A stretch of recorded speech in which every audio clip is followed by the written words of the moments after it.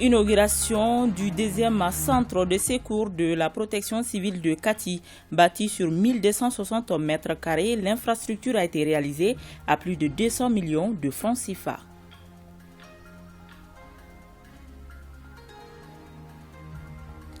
Le Mali a enregistré cette année une importante quantité de pluie, une montée des eaux qui n'est pas sans conséquence pour les populations riveraines. Notre équipe de reportage a rencontré celles de Bozola qui vivent dans un danger permanent. Mesdames et messieurs, bonjour et bienvenue aux informations. Plus de 200 millions de francs CFA, c'est le coût de réalisation du deuxième centre de secours de la protection civile de Kati.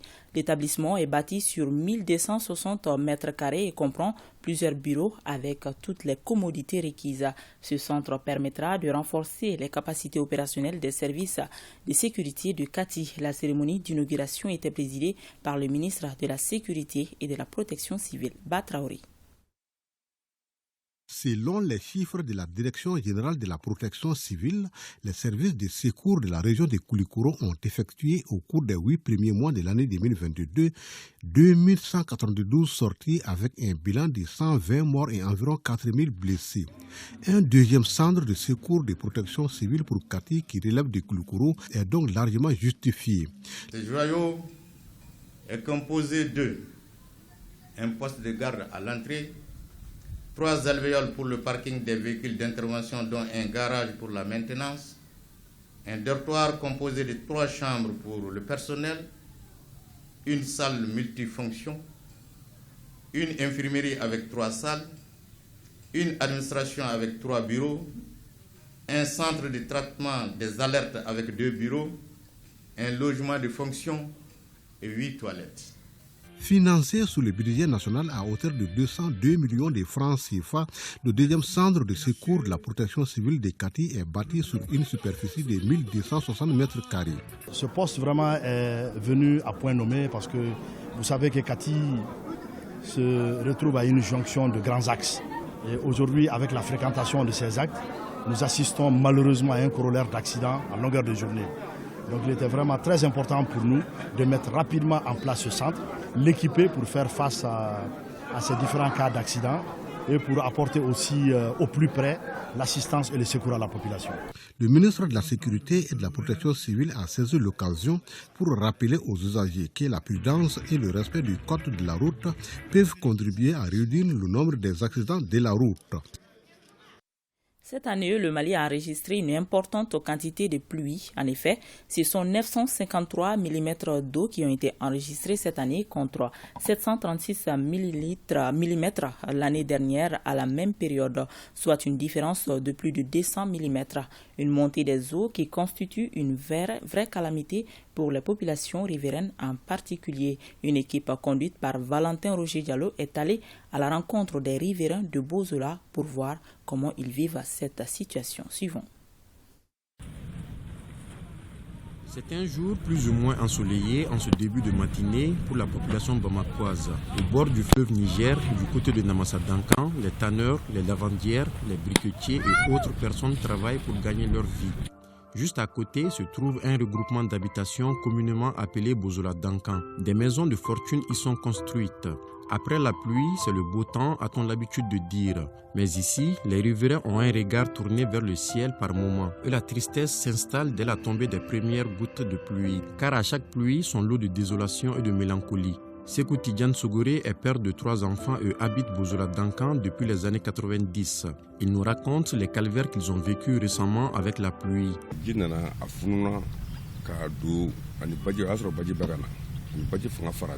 La force de l'eau était combinée à celle de la pluie. L'eau a ruisselé dans nos chambres et a coulé sous nos affaires. Au temps d'ATT, 3000 personnes ont été recensées ici. Et aujourd'hui, on est plus nombreux que cela. Si l'eau venait à dépasser ce niveau, ce serait un désastre pour nous. Pour accéder à sa chambre et y passer la nuit, il a quelques astuces. Pour se coucher, on remonte les pantalons et on monte se coucher sur le lit avec les enfants. Quand on a de la boue, on en met dans les chambres pour couvrir l'eau. Si Sogoré peut encore dormir dans sa chambre, d'autres n'ont pas cette chance.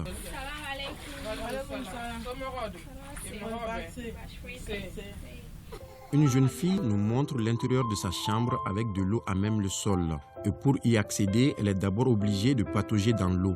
Elle a même abandonné sa chambre il y a quelques jours pour s'installer chez des voisines.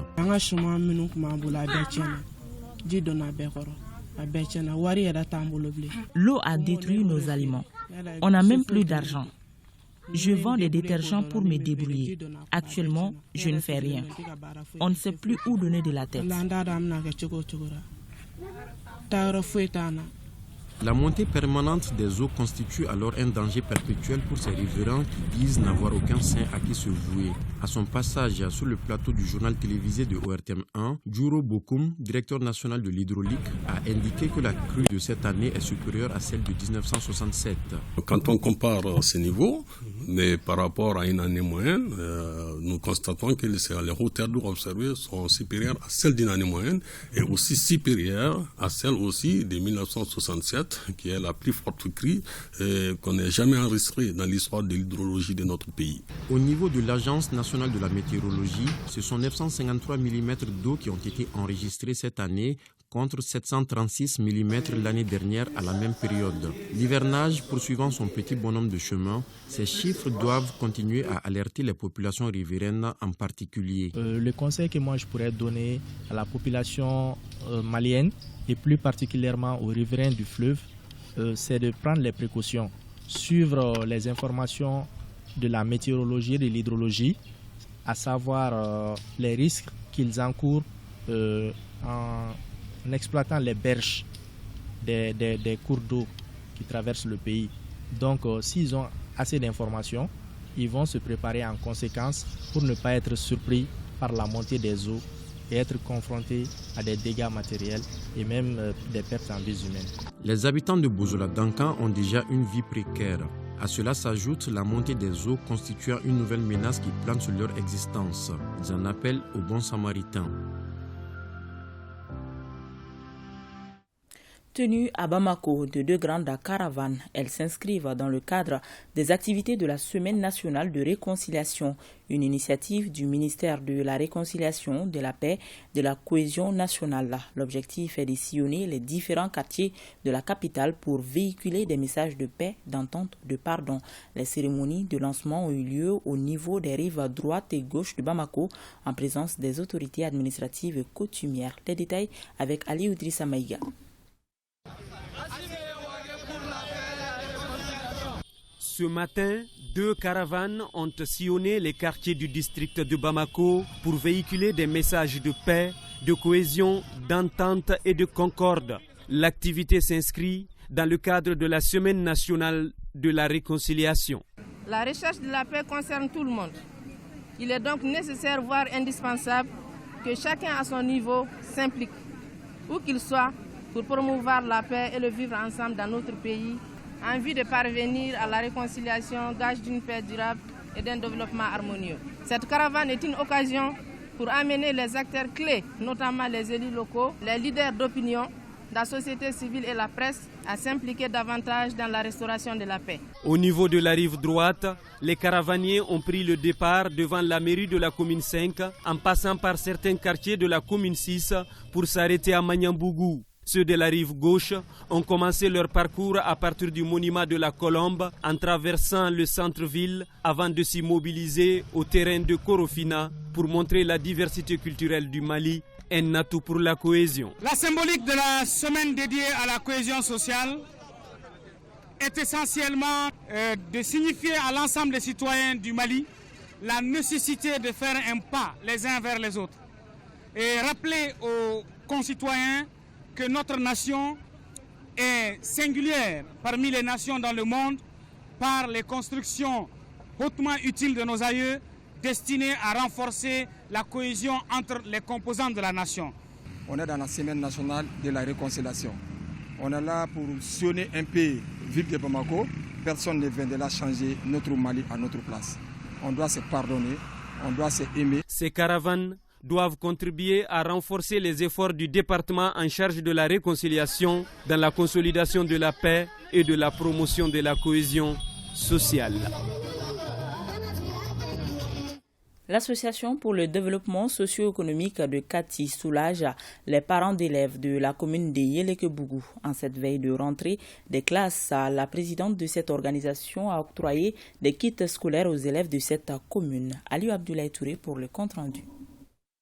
La solidarité est une valeur universelle. C'est pourquoi la présidente de l'Association pour le développement socio-économique de Kati a procédé ce samedi à la remise d'une importante quantité de kits scolaires aux élèves de la commune de Yelekebougou, une localité située à 30 km à l'est de Kati. Les kits scolaires sont composés d'un sac par enfant, plus le nombre de cahiers équivalent à la classe de l'enfant, plus un cahier de dessin, des bics rouges, bics bleus, aussi le crayon de papier.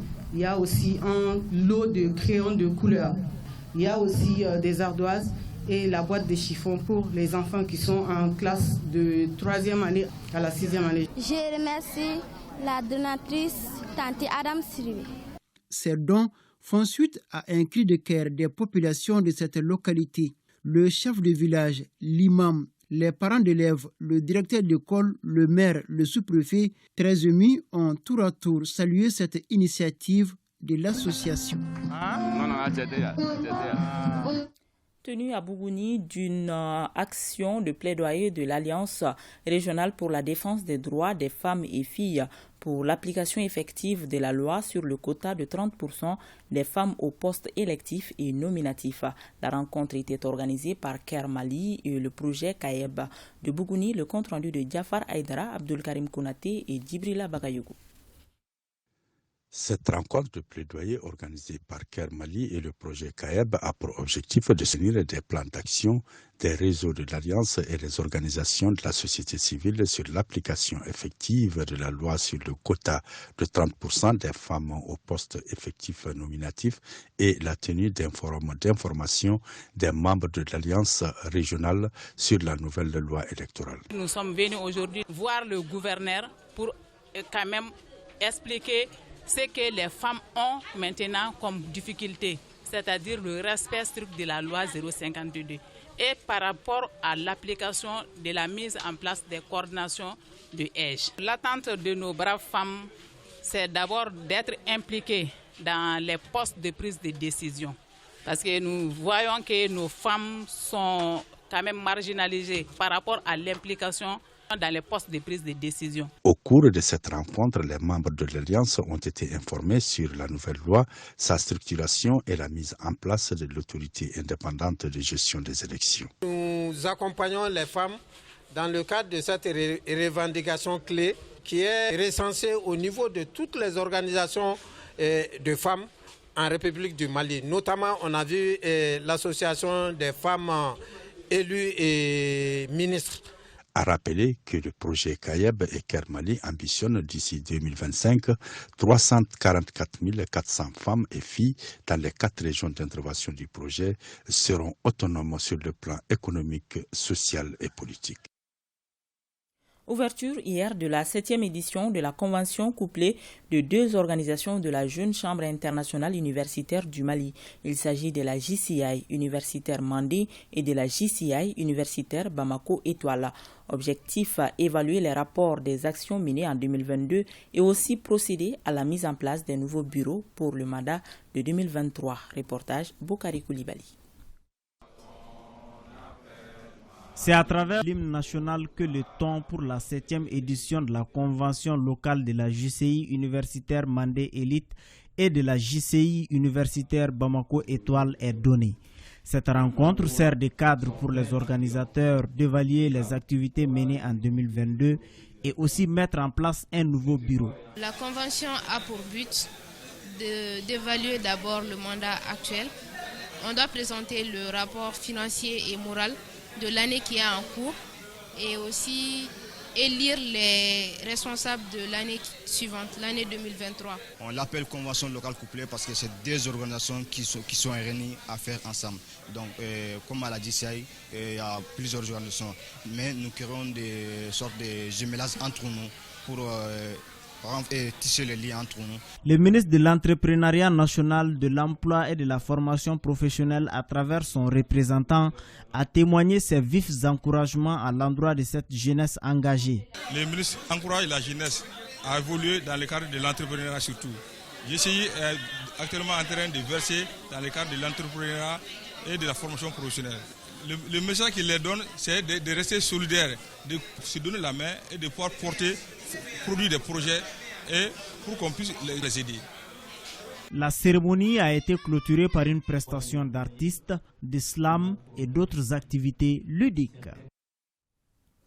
Un mot de sport. À Koutiala, le coup d'envoi de la phase Interligue a été donné jeudi sur le terrain de basket du Centre d'éducation populaire de la région. C'était en présence des responsables administratifs, politiques et sportifs. L'événement était présidé par le gouverneur de la région, le général Abdoulaye Sissi, envoyé spécial à Sassoumari.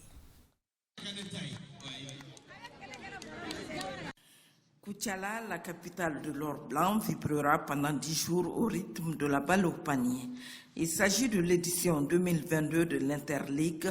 Cette compétition mettra aux prises les équipes seniors championnes de 2-2, hommes et dames des différentes ligues régionales, plus le district de Bamako.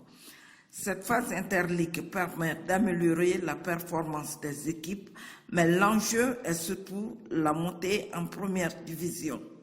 À la cérémonie d'ouverture, le maire de Koutiala, le secrétaire général de la Ligue de Sikasso et le 3e vice-président de la Fédération malienne de basketball ont tour à tour souhaité la bienvenue au public de Koutiala. Après, ce sera le coup d'envoi par le gouverneur de Koutiala, le général Abdoulaye Sissé, qui a annoncé qu'après la fin de ce tournoi, le terrain de basket du centre d'éducation populaire de Koutiala sera entièrement rénové. C'est ma première fois de visiter ce stade et on a pris la promesse avec l'appui du président du conseil de cercle qu'on va refaire le visage de ce stade, Inch'Allah, en 2023 pour le bonheur de nos jeunes enfants. Interligue, déjà ça crée une interconnexion entre les jeunes de différentes régions. Vous voyez qu'il y a au moins 5 à 6 ligues qui sont représentées ici. Donc le savoir-faire va se partager et en même temps, il y a des amitiés qui vont peut-être soit se renforcer ou bien se créer. Le match d'ouverture oppose l'USM de Koutiala en blanc et le centre Falais de Ségou en monsieur. Victoire de l'USM de Koutiala 77-71.